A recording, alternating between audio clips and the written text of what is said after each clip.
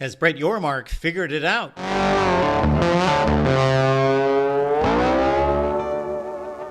Appreciate you being here at the Voice of College Football for the best in discussion, debate, and analysis. And of course, Big 12 Commissioner Brett Yormark faces an enormous challenge. It seems to be an insurmountable challenge in keeping some distance, some connection between his Big 12 conference with 16 teams and the Big 10 and the SEC. We know what the revenue gap is. We outlined it a couple weeks ago with the numbers just in from the latest audit of all the, at the time, Power 5 conferences. And there you see the numbers.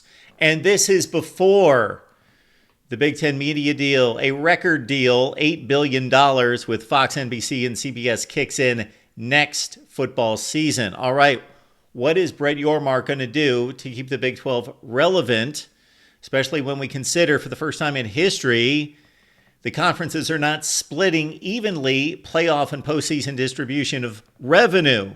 There's a 58% section going to the SEC and the Big 10, the Big 12 settling for 32% along with the ACC. So that's an $8 million gap per team, per season. We've done the addition there, extrapolated out. Again, the Big 12 is losing ground. How can they keep up? Well, maybe Brett Yormark has found the answer. According to sources, the Big 12 explores selling naming rights to a title sponsor. Naming rights for the entire conference. As reported by Pete Thamel of ESPN, the commercial sponsor would potentially take the name Big out of Big 12 and replace it with the sponsor's name. Okay, we can have a whole lot of fun with this. I'm sure many of you are working on the most ridiculous possible names for this conference going forward. It could end up as one of the largest commercial deals in collegiate athletics history. I would think so, not including media rights.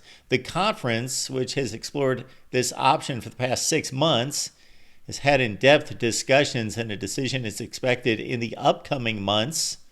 A deal could mean millions of dollars annually for the conference's members' schools. Of course, that would be the case. Just consider this. Every time we say a conference name, every time we say Big 12, in its place, that sponsor has its name all over the place. The Big 12 distributed nearly $470 million to its member schools in overall distribution last year, and that number projects to be higher once its new media deal comes to fruition in 2025-26. However, that projects to be tens of millions of dollars less per school annually.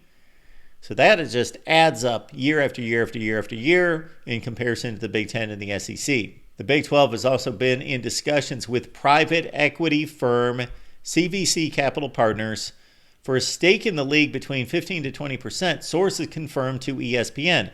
That could give the Big 12, or whatever it's going to be called going forward, Chick-fil-A 12, up to $1 billion cash infusion, and would be the first known large-scale private equity investment in college sports. So if we work the rough numbers, does it look something like this? CVC, $1 billion lump sum to the Big 12 or McDonald's 12, and then in exchange has a 15 to 20% share of the conference. Therefore, we know for this particular football season, let's say, all Big 12 schools, the 16, are receiving $32 million per school in media rights. So is 15 to 20% of that going to go back to CVC? So they've made their investment of $1 billion into the league, but they're going to recoup $4 to $5 million of that per school per season.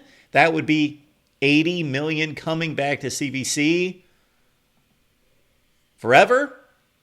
I don't know if that's such a good deal for the Big 12. I'm not a financier, especially not at that level. So some of you people that have finance degrees at a higher level, certainly let me know what you think of what that looks like on the surface. I'm sure there would be a lot of details and particulars to it that would skew what we see on the surface in regards to an exchange of money long term. Sources, however, cautioned that the private equity pieces include some skeptics, especially some presidents. Regardless, there is a clear desire to boost revenue in the Big 12 in the near future. Dairy Queen 12. I love Dairy Queen. Quote, every commercial opportunity the commissioner is bringing is a way to close the financial gap between the Big 12 and the SEC. Big 12 source told ESPN the number one priority of the Big 12 is maintaining competitiveness, and these opportunities potentially help. Unless, of course, the Big 10 and the SEC do the very same thing. Can't see that happening, but hey, who would have thought 5 years ago, 10 years ago, 20 years ago that the Big 12 would be called a corporate sponsor, that it would become NASCAR? So the Big 12 is a brand name. So regardless of going to 16 teams, much like the Big 10, a brand.